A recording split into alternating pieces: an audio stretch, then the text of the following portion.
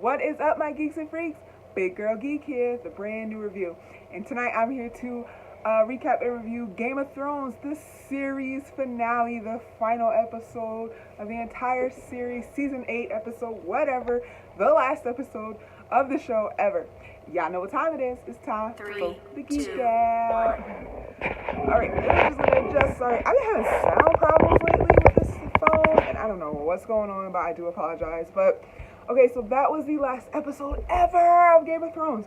What'd you guys think? Let me know in the comments. As always, can't wait to discuss with you guys. I actually took some notes of the last episode because I knew it was going to be a doozy. It opens up,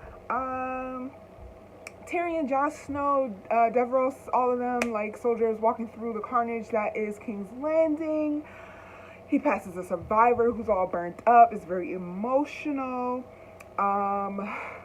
He gets, Tyrion actually goes to the underground of the King's Landing, finds Jaime and Cersei, so we have super confirmation, if we didn't have it last episode, that they're dead, buried under rubble, died together. Y'all know how I feel about that. You can check out my last Game of Thrones review to see how I feel about that. Didn't really like that death, but we saw them, they're dead. It's confirmed. I know some people were like, no, that's not it. I'm like, yeah, that's it, sis. So yeah, they're dead. We see Jon go up to Grey Worm, who's about to kill some of the Lannister soldiers left, and he like touches him, and the Unsullied point their spears at him, and we got like a little standoff between like some of the Northmen and the Unsullied, and Davros was like, this ain't what you want. Walk away, because Jon Snow is about to get murked. Dany is giving her victory speech in Dothraki and Valyrian, and she's just like, we're not done. The war's not done. We're taking over the world. Not so much taking over the world. She sees it as freeing the world, but it's like taking over the world, like Pinky in the Brain type tease. Excuse me. And I can't even say it without coughing. And I can't believe her. Like, I can't believe this complete 180 that she's done. And I can't believe she thinks that it's right. And it's like, you got what you wanted. You won. Even Davros says, like, you won. You guys won. Y'all won. It's over. Not for her. Arya's moving around in the shadows as always. She before Jon goes to see Dany, he like she gives him a warning, like, yo, your queen's a little nuts. Tyrion goes up to the queen and she goes, you freed your brother, you betrayed me. He's like, I did it, and you burned down the city. And he takes off his handpin and throws it at her, and they say seize him. And him and Jon have a long conversation. Basically, I'm gonna sum it up because it's very long. How he's like, you know, I made a mistake. Everyone was right. He's like, it's up to you now. And Jon's just giving me the same old, she's my queen. She's our queen. I'm like, oh my God, wake up. So basically that talk did send Jon in another direction because he went to see Dany. But before he goes to see Dany, Drogon is there, and he's like covered in snow, kind of like hiding in plain sight type situation, camouflaged in snow. Sniffs Jon, seizes Jon, and lets him through to see Dany. Dany's like filling up the Iron Throne, and she can't believe she finally got what she wanted. She's like getting ready to tell Jon the story about how her brother told her about the throne and how she managed it. He's like, cut that. You killed all these people. What's up? And she's like, you know, I can't be merciful, or, you know, Cersei was going to use that against me. That the fact that they were innocent men, women, and children. And he's like, you could forgive Tyrion. You could still turn this around, please. He's like basically begging her to show me that there's some of you left that I fell in love with. And she's like really not giving him what he wanted to hear. So he kisses her and then stabs her in the heart. And the best, I mean, it was sad that she died. You know, I still, even though I kind of gave up on Dany, I still loved her. I mean, I have been rooting for her since season 1. Like, she was the one that I wanted to get this throne. And I felt like because she was so far removed from it, and that she was doing her own thing, and her come up story with being sold, being molested by her brother, being kind of sort of raped by Khal Drogo, but then kind of not because they fell in love. I don't know, Stockholm syndrome. But yeah, and that whole story, and I was like, yo, she's the one that deserves it. She's a Targaryen. She's the last one. They were on the throne before they got overpowered and all that. And so it's kind of sad to see her die after 8 years of rooting for her. But what made it worse is when Drogon, like, sensed that she died, came up and was like nudging her with his nose, and she wouldn't move.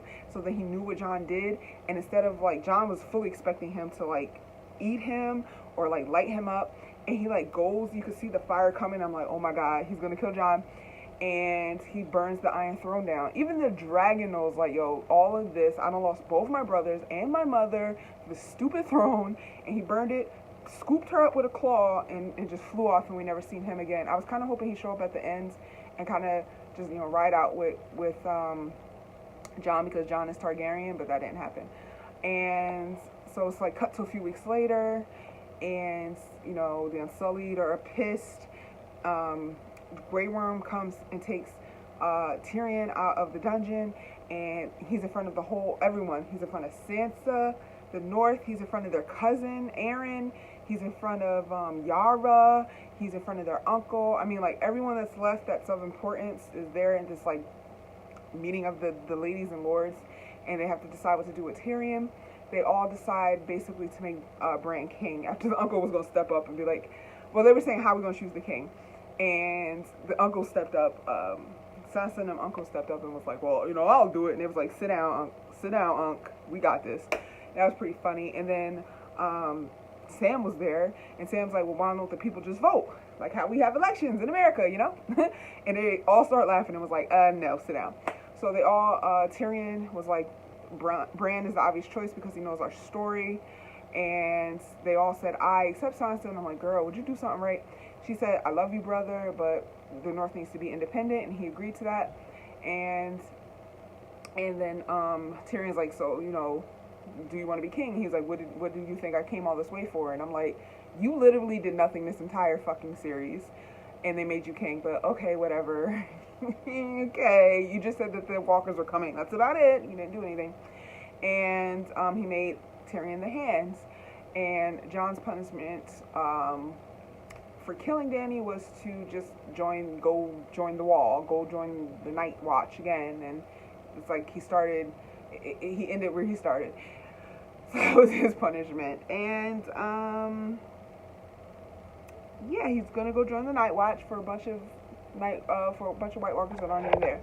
I don't know who rebuilt the Wall. I don't know where Dany got all his Dothraki army from. I don't know what the Dothraki ended up doing. The Unsullied are selling to Nath.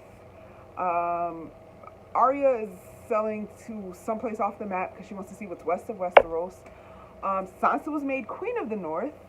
So that's nice for her, I guess.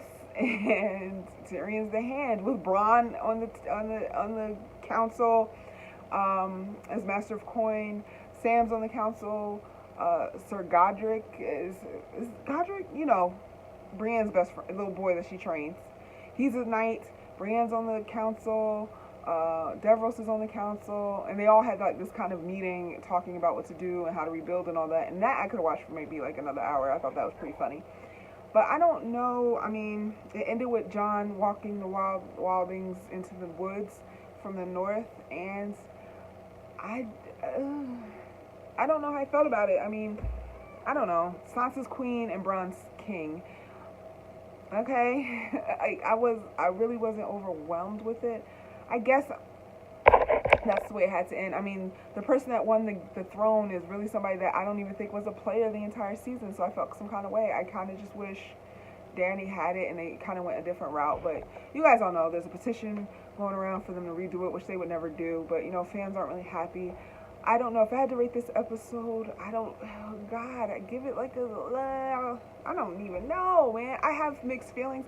Maybe after like some time has passed, I can give you guys an honest like answer about how I feel. Maybe right now I'm giving more of like a C. If I had to like my initial thoughts on it, maybe I have to watch it again. But yeah, I don't know. I'm not happy. It's like Jon didn't get no one got a happy ending, and I know shows aren't supposed to give happy endings all the time, but I don't know. I feel a little bit let down. I think Sansa should have been ruling all of it, and Bran could just be his old Bran self, because nobody understands what the hell he's talking about. And so, I don't know. I kind of like who was at the table and who's going to help preside over it. That I'm cool with. But who I wanted to win the Game of Thrones, I kind of think I want to say so. But what did you guys think? As I said, can't wait to discuss with you. That's it for Game of Thrones. Unless we get a prequel, but that's it. So, but until next video, I'm out of here. Big Girl Geek out. Peace. Hey, where are you going? You just watched a cool video. Subscribe.